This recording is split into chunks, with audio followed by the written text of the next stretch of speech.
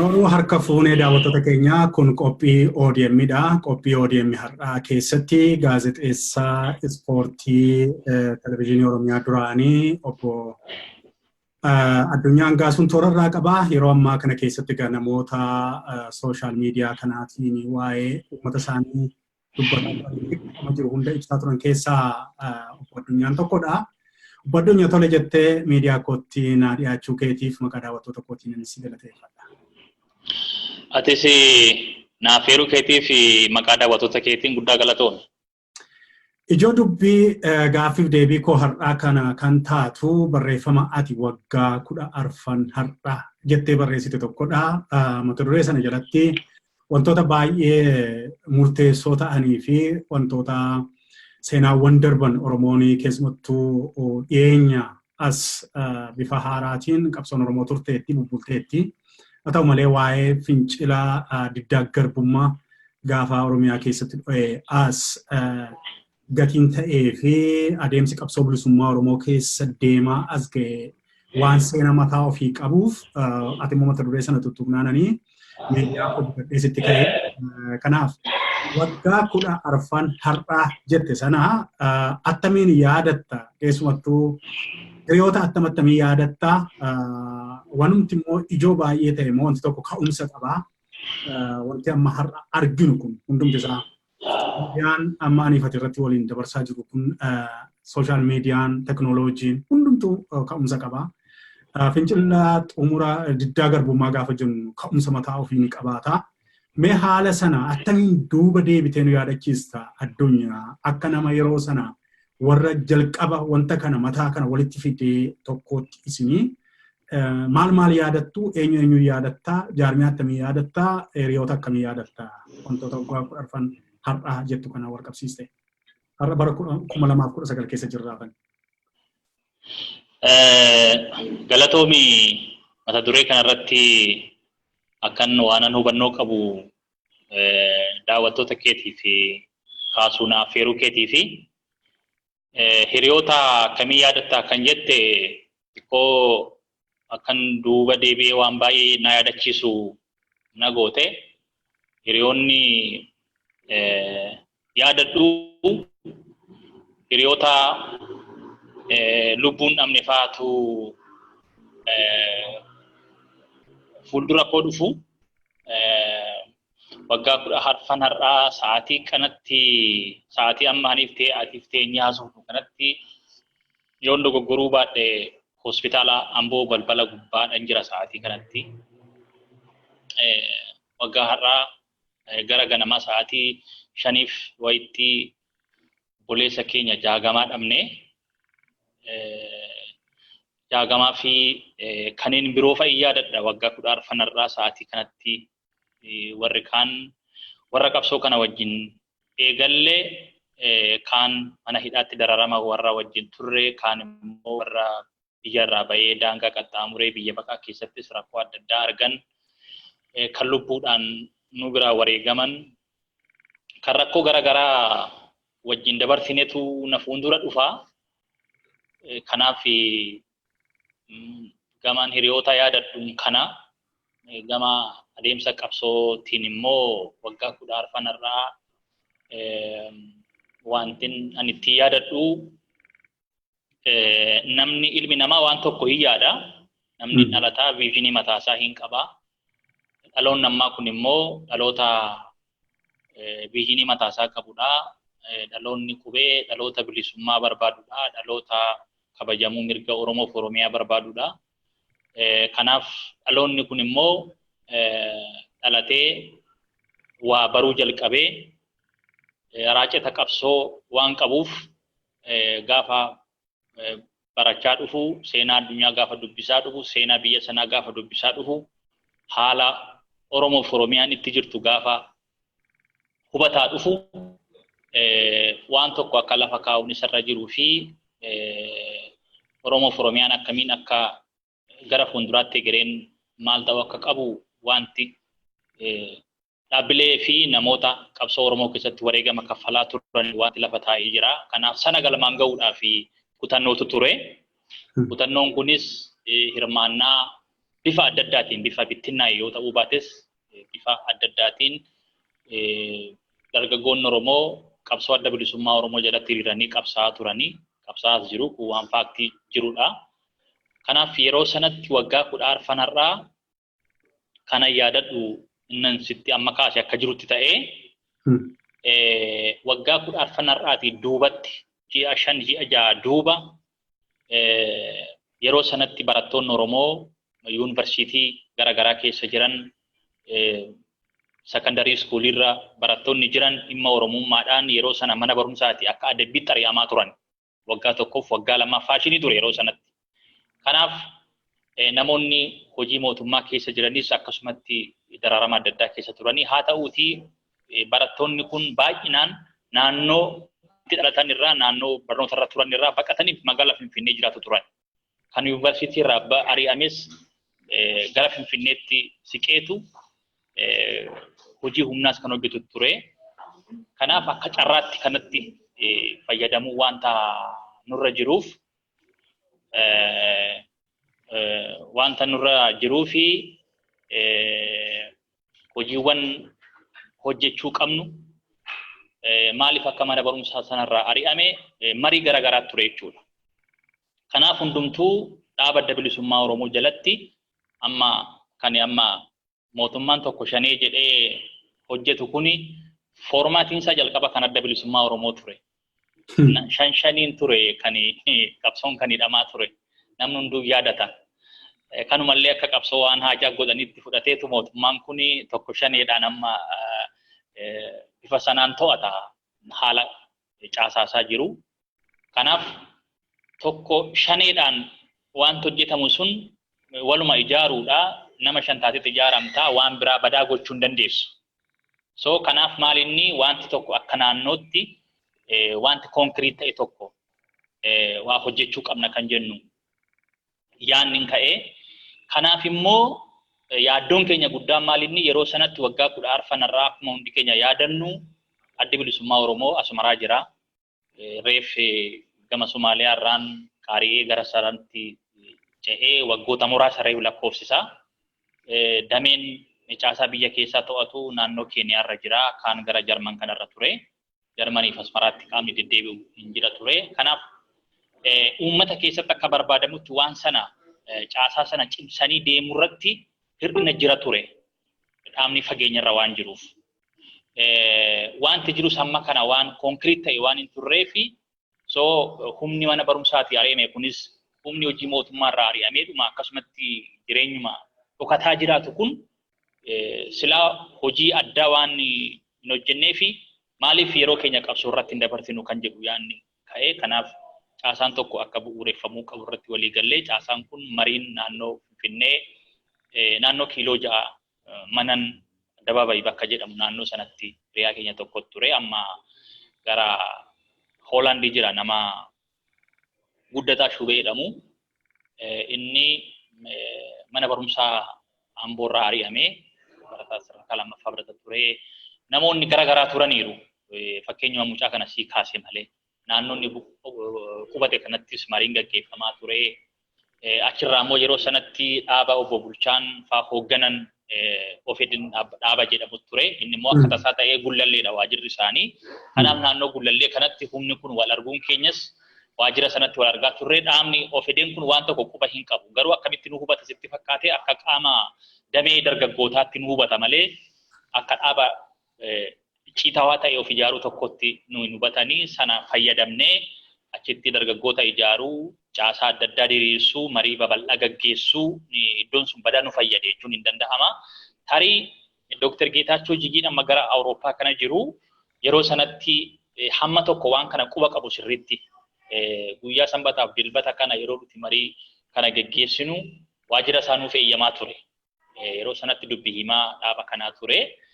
Kanaaf mallas yeroo tokko maal jedhee nuti mana hidhaa gallee ture yeroo sana dhaabbileen karaa nagaatiin qabsooftanii kaabboortiin keessanii qabsoo nagaadha. Shaamiziin keessan immoo qabsoo dhoksaa gaggeessitu jedhee dhimma kanaan baay'ee beekamaa kan ture yaadachuun hin danda'ama. Kanaaf iddoo sanatti kurfaa'uu ture. Kanaaf caasaan kun maqaa moggaasuunis waan nurra jiruuf waan tokko propose goone dafdagoo yookaan immoo duula fincila diddaa gabrummaa Oromoo kan jedhu lafa geenyee seera ittiin bulmaataa isaa qopheessinee hundi keenya immoo akkuma jalqaba siin jedhe nama shan taane ijaarsa keessas waan turreef akka dhaabaatti akka miseensa dhaabaatti involve gochaa waan turreef naamusi dhaabaas immoo waan sibituuf waan itti jirru kana dhaabni dirqama quba qabaachuu waan qabuuf waan konkreet ta'e kana seera ittiin bulmaata mataasaa gaheen dhaabaa maal akka ta'uu qabu dhaabni yookaan immoo qaamni kun duula fincila diddaa gabrummaa Oromoo jennee akka naannoo koreen nuti ijaarre kun koreen godina koreen magaalaa koreen baadiyyaa irra jiru socho'u kun maal hojjechuu akka qabu kana hojjennee dhaabaaf ergine jechuudha. Yeroo sanatti gahee adda addaa ramaddii garaagaraa ture kana keessa namni tokko nama guddataa shuubeessiin jedhe kun quunnamtii dhaabaa akka quunnamu saramannee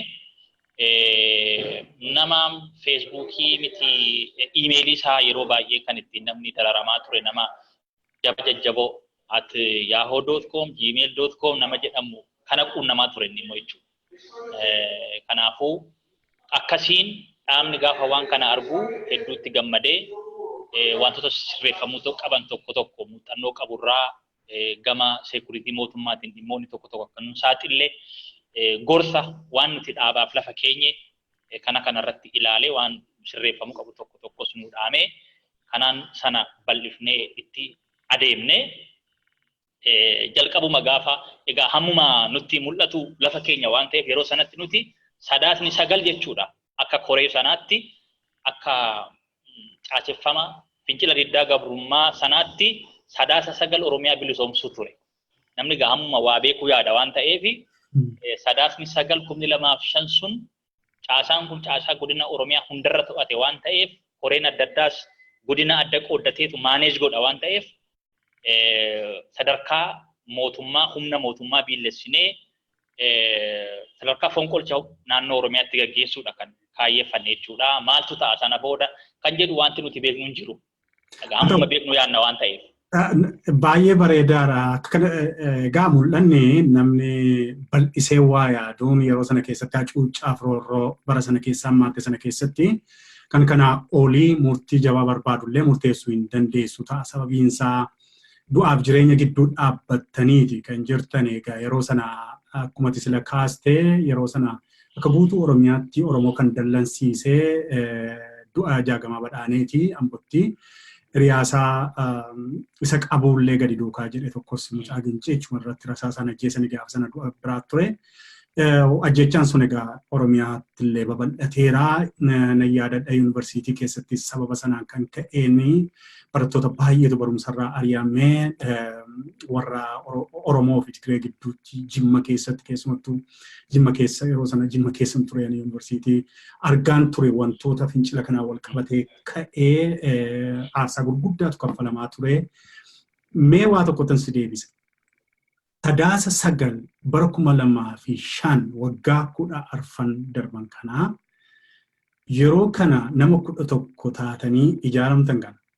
Lakkoofsattiin 11 sana maaliif filattanii darbee immoo yeroo namoota filtan representation bakka bu'ummaa haa jennu naannoo godinaatiin waa ilaaltaniitu moo ammoo tasee randeemilee akkumattiin waanuma ijoolleen haalliyyuu rakkinniyyuu gara Finfinnee kanatti walitti isin qabdeef walumatti dhuftanii akkuma tasaa ijaaramtanii wanta sana immoo babal'istan immoo darbee immoo baay'een keessanoo gaa mootummaa keessatti immoo miila kaa'atanii kuma jedhette paartii biraa keessallee miila galfattanii itoo hojii hojjettu dhiibbaa mataasaa danda'e warri cikaa biyya sanaa waa karaa ittiin sin qabatanii wanna sin saaxilan hin argamne mee sana waan yaadatturraa natti maqaama moggaasuma maqaa sana raak jalqabee namootuma yoo dandeesse ta'e nama maqaa yaadattu maqaa naa dhooftes jibban qabu. Sabiin isaa waan seenaaf ol keenyu waan ta'eef namoota maqaa isaanii yaadatu yoo tokko lama.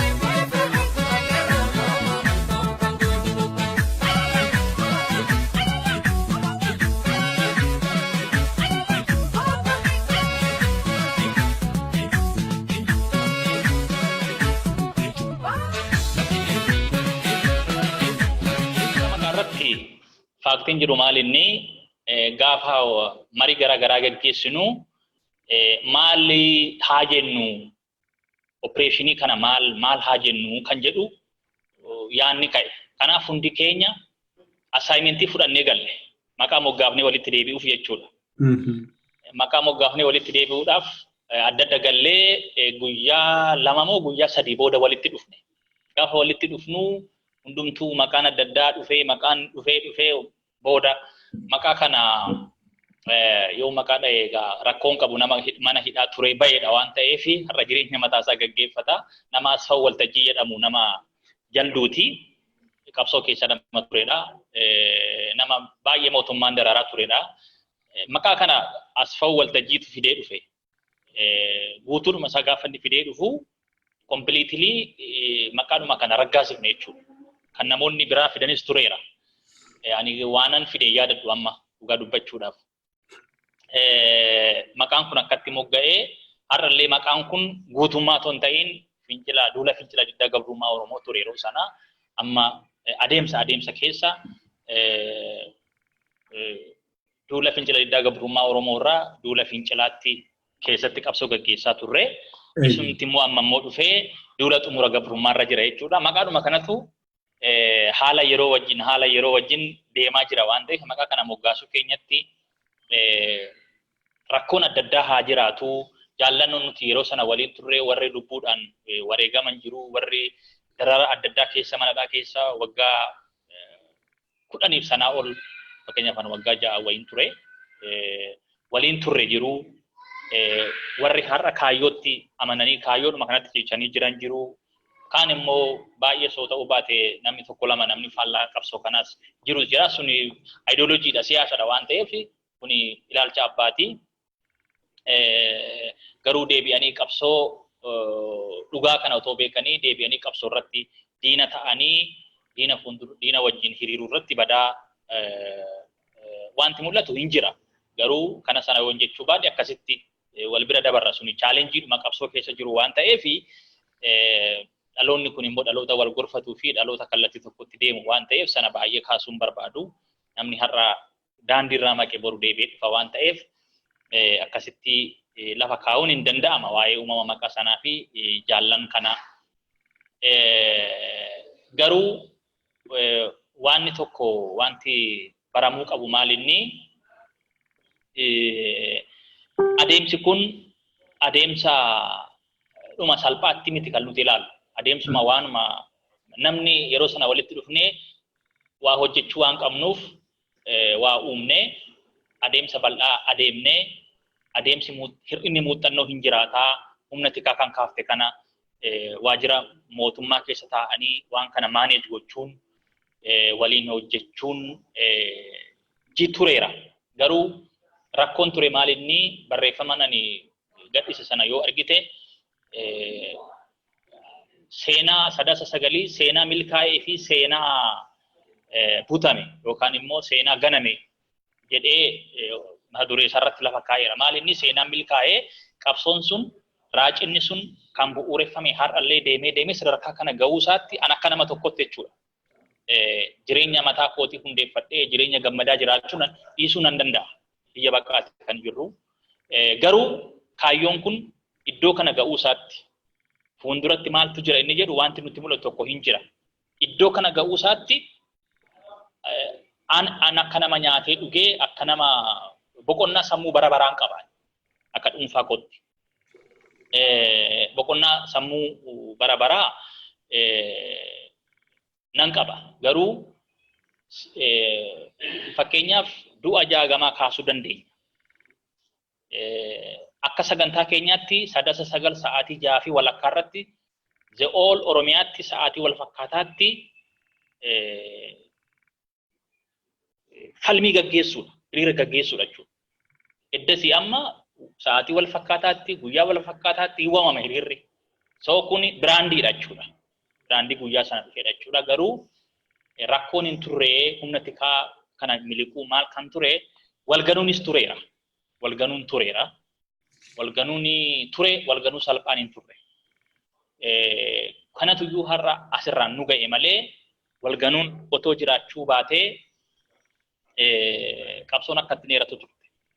Jaagamaan kan wareegame walganuurraa kan ka'edha. Jaagamaan koree naannoo magaalaa Amboo irratti koree qindeessitu keessaa nama tokko ture.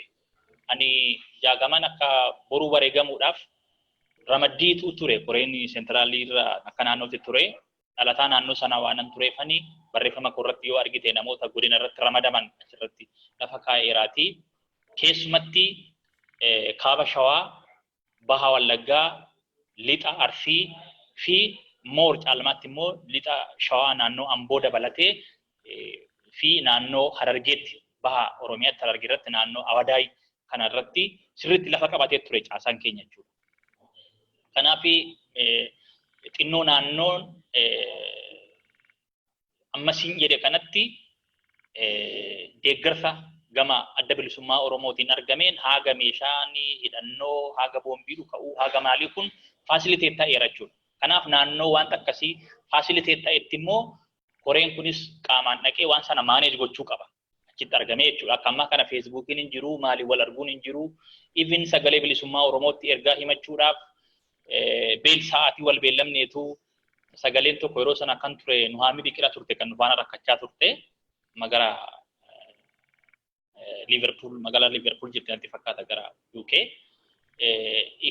Reediyoo Ameerikaa sagantaa afaan Oromoollee beellamaan arganna jechuudha. Kanaaf maal sin jechuu barbaadeetanii dhimma kana maaneej gochuudhaaf gara godinaatti socho'aa turree naannoo Amboo gaafanni ga'u akka boruu sana namoota tokko lama argachuu waan qabuufi namni akka boruu yeroo sun gaggeeffamu nama argate ta'uu keessa jaagamaa ture. Jaagamaan yeroo sanatti baay'ee overabuse ture wanta qindaa'u waan garagaraas ture naannoo sanarratti immoo guutummaa guututti bifa jechuu dandeessu waan lafa qabate ture waan ta'eef wantani jireenya kootti yeroo hunda yeroo waa'ee jaagamaa yeroo yaadadhu wantani hin daganne tokko keessa sa'aatiin isaa baay'ee deemeera maaliifi just ani akkan dhimma kanarra socho'u waan beekamuuf naannoo sanatti immoo dhalataa naannoo sanaa waan ta'eef dirqama dhiisifadheen gara sana dhaquun narra ture. Kanaaf galgala keessa gara sa'aatii 5 wayii ta'a kanan isa argee yeroo sanatti maallaan jedhee ture guyyaa guutuu akka nyaata wayii nyaannetti natti kaase. Jesti sa'aatii nyaatee immoo kan hin daganne tokko keessaa baay'ee nama dadhabaa ture. Waan adda addaatu wanti qindaa'u waan bal'aa ture. Kanaaf walganuun kun maalinni almost jaagamaan naannoo sentraalii naannoo Amboo irratti nama lakkoofsa tokkoon socho'u hin beekama. Kanaaf hiriirri sun sa'aatii 6 walakkaatti gaggeeffamuudhaaf yeroo waa hafuudha dursee ba'e mucaan kun. Dursee kan ba'e waa mijeessuudhaaf wantoonni dhiyaata waan adda addaa ture waan ta'eef sana mijeessuuf ba'e malee hiriirri hin turre yeroo jaagamaan rukutamu. Kanaaf nama mana barumsaatiif ba'aa turedha rukutame jechuudha. Kan rukutame suni walganuun iddoo kanarraa dhufe jechuudha. Na hin rukutamee already taalgeetti keessa waan turameef ganumsi kun maddi isaa eessa yoo jette nu bira otoo hin ta'in koree kana bira otoo hin ta'in dhaaba biras otoo hin ta'in qaamota nuti mootummaa keessaa itti hidhannee waliin hojjetaa ture keessumatti gama nageenyaatiin egaa opereeshiniin isaa baay'ee bal'aa ture siin jedheera. Opereeshinii naannoo humna tikaa kanarratti wanta poolisii faana wal qabatu waan militarii faana wal qabatu kana moor dhaabadha kan irratti hojjetaa ture. Quunnamti keenya baay'ee xiqqaa ture kan keenya jechuun hin danda'ama. Gama dhimma tarkaanfii fi wantoota security wajjin wal qabatan immoo koree kana keessaa natu ramadamee ture. Xiqqoo waggaa 4 akkas mana waraanaa keessa waan tureef waraqaan eenyummaan ittiin sochoonu tokkos waan tureef sana ka'umsa godhannee naannoo kanarratti natu ramadamee ture. Kanaaf iddoo sanarratti walganuun tureera. Yeroo jaagamaan du'u ani gargalumsa nagaasa argeen darbee gara geedoo naannoo shanan kana maal kan amma qaamaan dirqama yoo dhaqxeera namni motiveet ta'a yeroo sana seenaadhuma beekamudha waan ta'eef. Kanaaf achirraa gara otoo sa'aatii 6 fi walakkaan hin ga'iin Amboo ga'uutu narra ture yeroon Gudar ga'u sa'aatii 5 ta'eera. Sa'aatii 5 ta'eera moobaayilii kanuma dhaabni nu bite sanatu nu harka jira ture. Jaallan iddoo adda addaa jiran Finfinnee irra warra jirantu ture. Kan godina adda addaa ramadanii isaanis wal quunnamaa ture. Gaafa Amboo Gudar ga'u daandiin cufame daandiin gara Amboo deemu. So sa'aatiin gadaadha. Opereeshinii sa'anatu quba qaba sirriitti. maali waan tuufame jennaan Ambootti jeequmsi waan ka'eef daandii cufame. Achumaan bilbilee maali sa'aatiin hin geenye gaafa jedhu so jaagamaan hin wareegame. Maali jennaan otoo ganaa nama haala mijeessuuf otoo socho'u jaagamaan rukutameera mana yaalaa galinaan jedhan. Amma kan na fayyade yeroo sana jaalala wajjin turre beeku waan kana waraqaa eenyummaa adda addaan qaba ture. Iccitiin isaa yeroo biraa kaasuu dandeenya. Waraqaan qabu keessaa tokko waraqaa mana waraanaati. Kanaaf yeroo sana maalinni humna waraanaa kana namoota mana waraanaa leenjii galuudhaaf sochii irra jirantu konkolaataa waraanaa tokko dhufe amma. Atoobisii wayii namoota leenjii haaraa seenan qabatanii dhufanii dhaabanii darbuus maal jedhanii gaafa isaan darbuu qabanii waraqaa sana itti agarsiisee nama militarii akkan ta'e ittime dirqama Amboo galuu waan irra jiruuf jechuudha. Jireenya kootti galan hin dagannee okay seeninaan jedhanii jarri baay'ee sodaatan. Omaa rakkoon qabu odeeffannoon qaba deemaan jedheen dirqamaan Amboo seenuu waan irra jiruuf. Kanaaf dhufnee gaafa naannoo yuunivarsiitii Amboo geenyu daandiin cufameera nan bu'e. Already achi eddan ga'ee Amboo ga'eera. Gara hospitaalaa gaafan siquu already jaagamaan wareegamuusaa gara Finfinneetti akka deeme kana ture. Gaaffii kee kan akkuma tasaa walitti dhuftan immoo koreen keessan maal fakkaata kannaan jette akka tasaa miti. Namni bifa adda addaatiin wal quba qaba ture. Wal quba qaba. Namoonni achi keessatti jiran namni godina adda addaa bakka hin buune hin jiru. Even naannoo Kamisee kana yaadadhu dhiira tokko dubartii tokko turte. Booda irratti daballee kanaaf haga Kamiseetti illee caasaan namootuma dhalattoota naannoo sanaatiin kan bakka bu'an ture. Lixa Oromiyaa irratti nama Maatiyos nama jedhamu isatu lixa Wallaggaa waan jiru mobilaayiz godha ture. Baha Wallaggaas nama Tasfaayee jedhamu xinnoogaa naannoo jiddu galeessa kanarratti waan lafa dhiyoo waan ta'eef Finfinneedhaa ba'anii waan caasessuunis lafa dhiyoo waan ta'eef koree jiddu galeessaa keessatti otoo hin ta'in caasaan dafee lafa qabachuutti waan tudduu lafa qabachuutti haala mijataa ture jechuun hin danda'ama. Naannoo Kaaba Shawaarrattis baay'ee ijoollee ciccimoo ture. Ijoollee amma nama akka Abdataa Taaddasee fa'aa ijoolleen jedhan godina sana sochoosaa turanii nama akka Adoot Shifarraa fa'aa magara biyyaatti London kana ture deebi'eera. Ijoolleen tokko tokko immoo lixa fakkeenyaaf lixa Arsii baay'eedha. Ijoolleen lixa Arsii irratti baay'ee lafa qabatanii socho'aa turanii sun nu qofa otoo hin ta'in nu wajjin qofa yoo otoo hin ta'in caasaa dhaabaa Keeniyaa Sololoo ture wajjin Baalee kana qabatee hanga sanatti baay'ee lafa qabataa ture.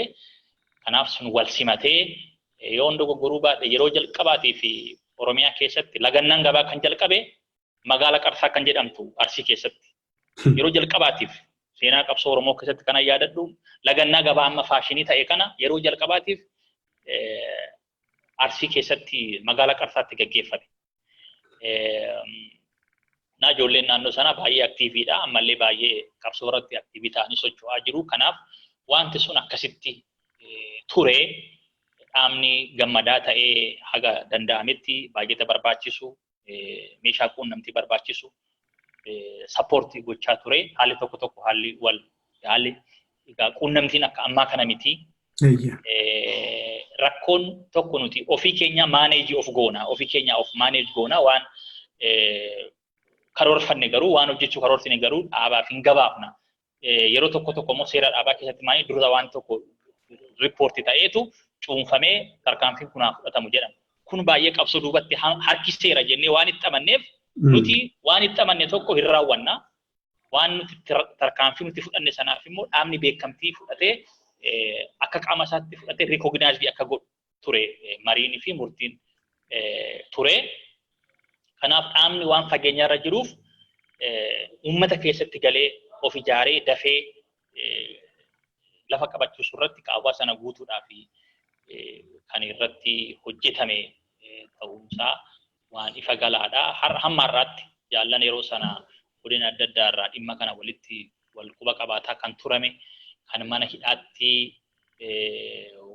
waliin moor caalmaatti immoo kaan maqaa kan wal beeku caasaa adda addaatiin kan wal beeku immoo still now amma ammaatti namoonni ideoloojii siyaasaa adda addaallee har'allee dhaaba adda bilisummaa Oromoo irraa dhaabonni adda addaa kan uumamanis jiru har'allee dhaaba sana keessa jiraatanii nuti ilaalcha siyaasaa namni hin jijjiirama jechuun siyaasa jechuun an akkan ofii kootii amanutti ideoloojiitti amanteera. Ani boru ideoloojiin OPDO'n gaggeessaa jirtu sirriidha yoon jedhe kun murtii kooti. Dirqama OPDO'tti galeera jechuun waan biraa jechuu miti. Nuti har'a kaampii qabsoo biraa keessa jirrullee kabaja guddaa walii qabna siin jechuu barbaadeetan. Namoota muraasa kaasuun hin danda'ama. Kanaaf baay'ee wal hubannoo qabna. Namoota baay'ee hamma kanas jechuu koo miti.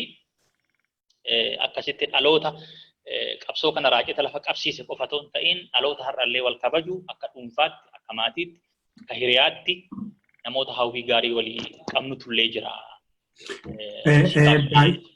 Dhugaadha baay'ee waan kun waan seenaa qabudha. Yeroo baay'ees miidiyaa hawaasaa kana gaa yeroo sana hammam akka isin wal'aansoo kana duukaa wal qabaa turtanii eenyumaafuu nama galaa amma waan hundumaa teknooloojiin salphaa godhee namni sakoombiyyuu waan kumaatama walitti dabarfataa ergaan takka Oromiyaa keessa qofa utuu hin taane akka addunyaatti mataa walitti qabuun hin danda'ameera. Amma yeroo ammaa kanatti teknooloojii waan baay'ee namaa salphiseera dhugaadha waan sanarraa yeroo dubbannu. Egaa wanti kun waan dhaloonni amma dhalootatti waan darbaa deemu waan ta'eef waan amma daa'imni itti guddataa jiru waan ta'eef yeroo sanayyuu ture egaa yuunivarsiitii irraa ka'ee sadarkaa lammaffaatti gadi bu'ee haala sana ifaajee miillaan deemu maalii qabaate caasaan sun yeroo sana jabaa ture. Akka teknooloojii ammaatti dachaa dhibbaan wantichi saffisiisuu danda'a ture. Dhugumas immoo saffisiisee humna biyya sanaa humna yeroo hamma gadi qabutti ga'eera. Walii wajjiniin iyyuu bu'aa ija hojii keetii ta'uu atillee kunoo dhugaa baatee wanti isin agartan wanti isin itti yaaddan hundi akka isin itti barbaaddan yoo galma isinii ga'uu baatellee akka nama hubataa jirutti wanti yeroo sana lafa keessan baay'eensaa hojiitti akka jijjiiramaa jiru iddoo qabataa akka jiru adeemaa akka jiru tilmaamuun namaa hin rakkisu addunyaa. Kanaafuu amma gara gaaffii biraatti yoon darbee akkuma yaadattu yeroo baay'ee maqaan namoota hin kakaa'a waa'ee qeerroo Oromoo fa'aa jedhamu kana keessatti waa'ee fincila xumura dargaggummaa kanaan wal qabatee kakaa'a waan akkasii. Kanaaf namooti maqaan isaanii akka Masfin Abbabee fa'aa kanaa Tasfaa'uun Camadaa fa'aa kanaa hin ka'aa. Wanta fincila diddaa garbummaa kanaa wajjin wanta wal qabatu qabaa seenaan jara kanaa waan jedhuutu wal qabsiistee namoota mana hidhaa keessatti waan ta'eef dabalataan immoo yeroo maqaa kana kaastus dabalataan immoo namoonni amma yeroo tokko sagalee isaanii kennan dhimma fincila diddaa garbummaa kanaa wajjin warra akka nama lammii beenyaa jedhamu kanaa Yaazoo Kabbabaa jedhamu kanaa namoonni kun hin ka'u. Wanti kun marsaa qabatu wanti qeerroo bilisummaa Oromoo fi fincila diddaa garbummaa xiqqoo qabudha moo wanticha utuu xinnoo ifa naa goote tukkili naa goote natti tolaafan wanta kanas.